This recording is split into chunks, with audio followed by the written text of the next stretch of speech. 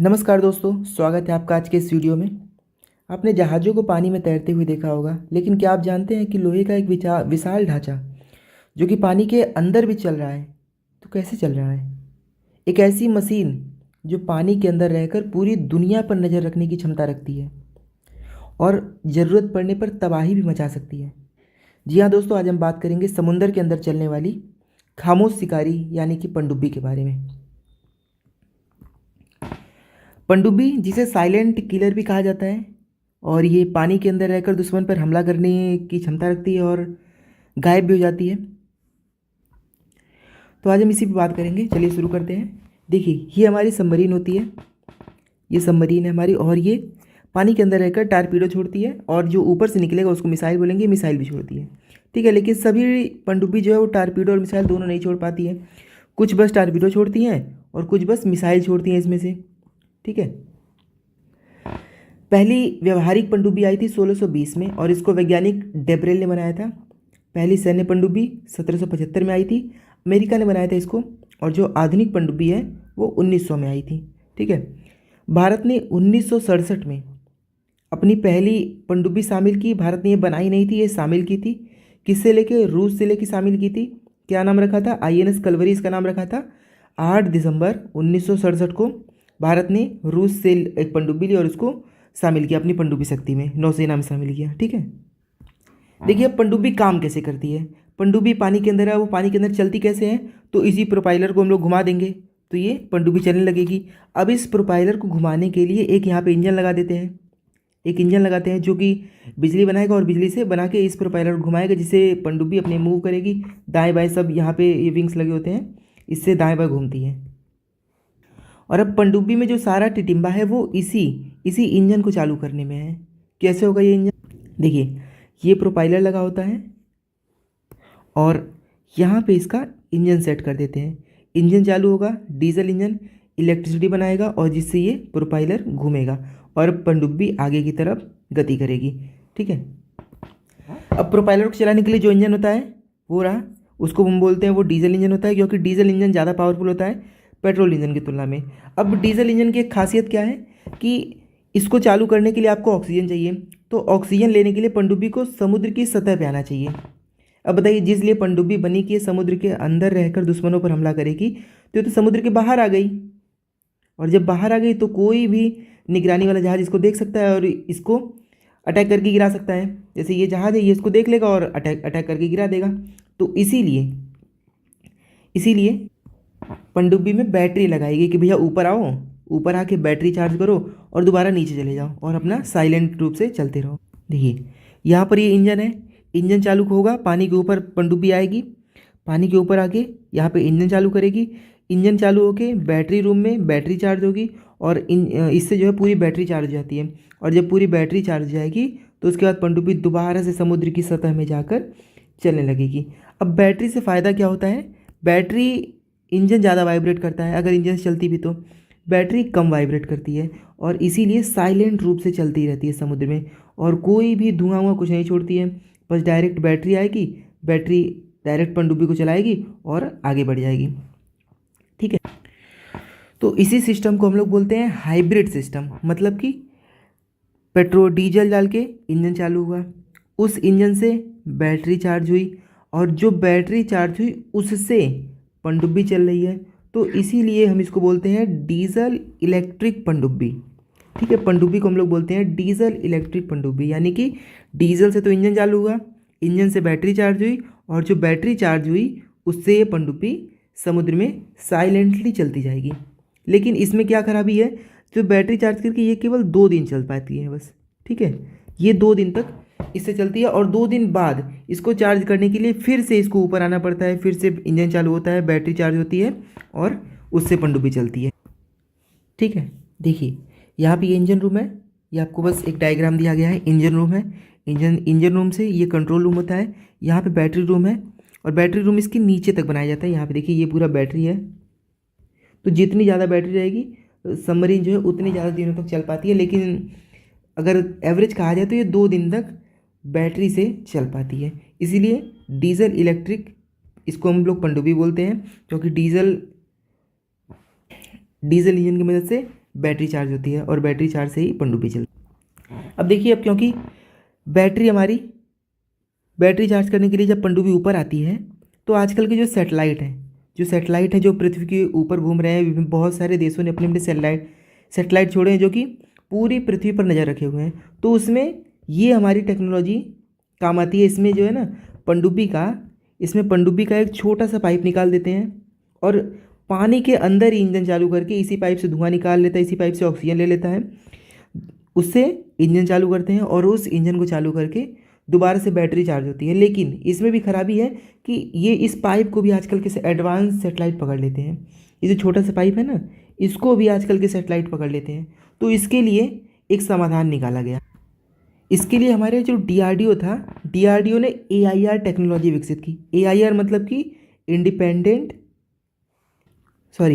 Air independent propulsion, मतलब कि बिना किसी वायु के स्वतंत्र रूप से वो अपनी जो है क्षमता विकसित कर सकता है, इलेक्ट्रिसिटी बना सकता है। उन्होंने ये इंजन बनाया और ये इंजन इतना कामगर साबित हुआ कि ये पानी के अंदर ही ऑक्सीजन और हाइड्रोजन से मिलकर इलेक्ट्रिसिटी बनाता है और बायो टॉयलेट से भी, जो पनडुब्बी में काम करने वाले कर्मचारी रहते हैं उनके वेस्ट से भी ये इलेक्ट्रिसिटी बनाता है और उस इलेक्ट्रिसिटी से ये डायरेक्ट बैटरी चार्ज करता है, जिससे ये पनडुब्बी पानी के अंदर ही अंदर चार्ज होती रहती है। अब इसको ये टिटिम्बा नहीं है कि पानी के बाहर जाओ, पानी के बाहर निकल के अपना डीजल इंजन चालू करो, या फिर पानी के अंदर ही डीजल इंजन चालू करके एक पाइप बाहर निकालो जिससे कि वो सांस लेता रहे, और उसको भी सेटेलाइट पकड़ ही ले रही है। तो इसका जो पनडुब्बी का जो मेन उद्देश्य था वो पूरा नहीं हो पा रहा था। लेकिन जब ये DRDO ने जब अपना ये बनाया एयर इंडिपेंडेंस प्रोपल्सन AIP बनाया, इन्होंने सिस्टम AIP सिस्टम बनाया, तो उसके बाद अब ये पनडुब्बी पानी के अंदर ही चार्ज होती है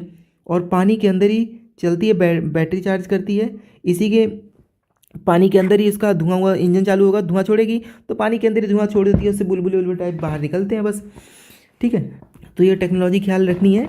AIP air independence propulsion system, ये किसने बनाया है? ये DRDO ने बनाया है। तो देखिए, पहले जो हमारी पनडुब्बी पानी के ऊपर आती थी, वहाँ से डीजल इंजन चालू करती थी, उसके बाद अपनी बैटरी चार्ज करती थी, फिर उसके बाद समय बढ़ा आ गया तो उसके बाद एक छोटा सा निकाल के अपना नोज टाइप का, इससे डीजल इंजन चालू करती थी और इससे जो है इलेक्ट्रिसिटी बना के अपनी बैटरी चार्ज करती थी। फिर आगे AIP टेक्नोलॉजी आ गई। AIP टेक्नोलॉजी से अब सबमरीन 15 दिनों तक समुद्र के अंदर रह के अपने सारे मिशन को अंजाम दे सकती थी।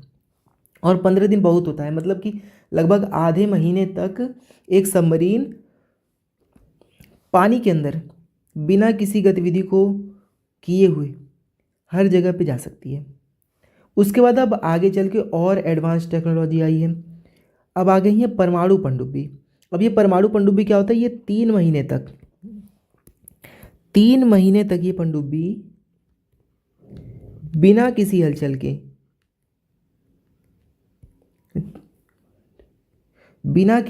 के पानी के अंदर रह सकती है। और कहने को तो ये बहुत साल तक रह सकती है, लेकिन 3 महीने तक क्या होता है ना कि जो इनकी सप्लाई रहती है, जो खाना पानी रहता है, दवा रहती है, वो सब खत्म हो जाता है। तो इसीलिए 3 महीने इनको आके 3 महीने बाद ये ऊपर आती हैं और अपना जो है सामान लेती हैं और दोबारा से पानी के अंदर चली जाती हैं। तो ये परमाणु पनडुब्बी बहुत ही खतरनाक पनडुब्बी होती है इन सभी की तुलना में। बाकी ये जो जिन पनडुब्बी में AIP टेक्नोलॉजी लगी होती है वो भी खतरनाक ही होती है, क्योंकि वो भी आधे महीने तक पानी के अंदर रहती है, और ये उसका 6 गुना, मतलब कि 3 महीने तक ये वाली पनडुब्बी जो परमाणु पनडुब्बी होती है वो रहती है। देखिए, जो भारत की पहली परमाणु पनडुब्बी थी वो INS चक्र थी, जो कि इन भारत ने रूस से लिया था।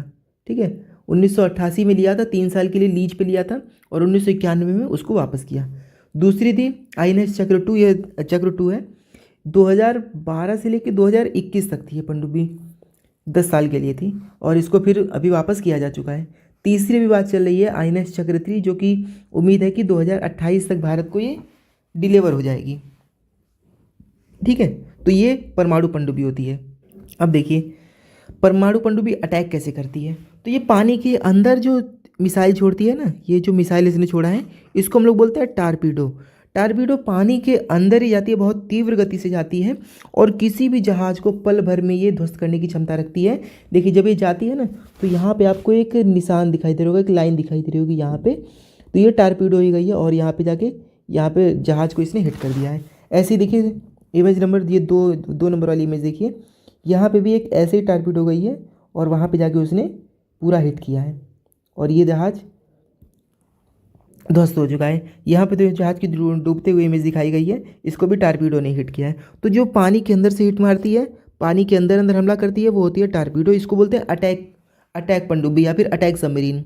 ठीक है, ये अटैकिंग सबमरीन है। ये टारपीडो छोड़ती है और किसी भी जहाज़ को पल भर में मिटाने की क्षमता रखती है, इसलिए हम लोग इसको बोलते हैं साइलेंट किलर। ठीक है, साइलेंट किलर आप सभी लोग जानते होंगे, पनडुब्बी बोलते हैं। ठीक है, आगे एक तो ये पानी के अंदर अंदर टारपीडो छोड़ती है। दूसरा, पानी की देखिए सतह एकदम खाली है, अचानक से मिसाइल निकली, सतह खाली है पानी की सतह की अचानक से एक मिसाइल निकलती है, तो दूसरी मिसाइल छोड़ती है। अब ये अटैक के लिए नहीं होती है। ये मान लीजिए आपके देश पे कोई एक देश है ए नाम का, उस पर किसी बी नाम के देश ने हमला कर दिया, बी नाम के देश ने उस पर 10-12 परमाणु बम मार दिए सीधे। ठीक है, तो देश तो पूरा तबाह हो चुका है। तो उस स्थिति में तबाही कौन लाएगा? उस स्थिति में जो समुद्र में हमारी पनडुब्बी तैनात है, ये इस देश पे आक्रमण करेगी।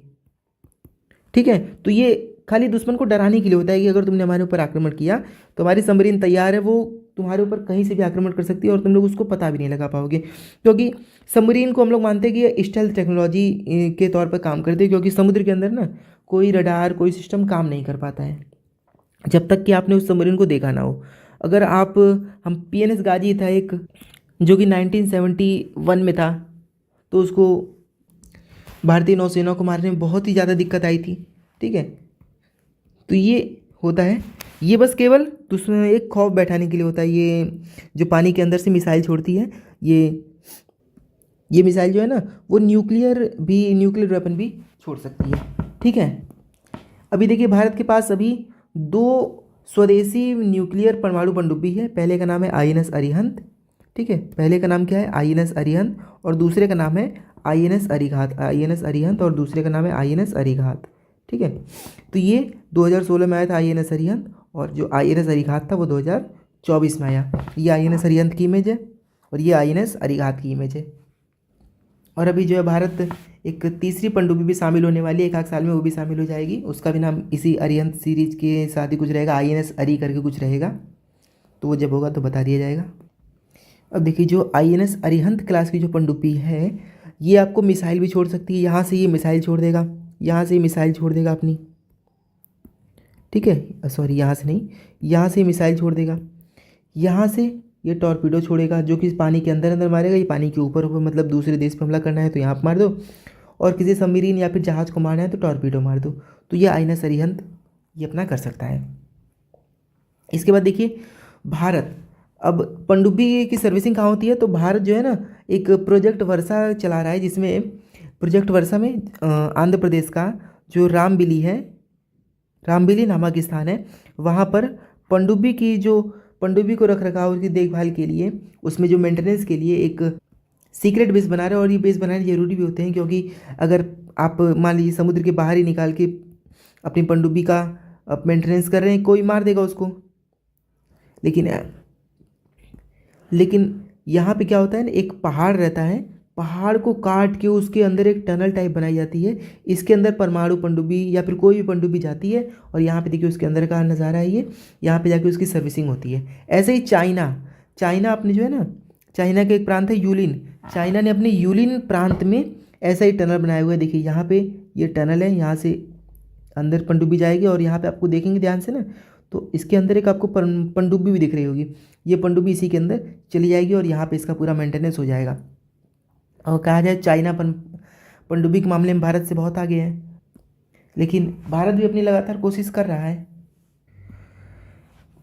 आई होप आपको इस वीडियो में पनडुब्बी के बारे में बहुत कुछ समझ में आया होगा। मिलते हैं अगले वीडियो में, तब तक के लिए आप सभी लोगों का बहुत बहुत धन्यवाद।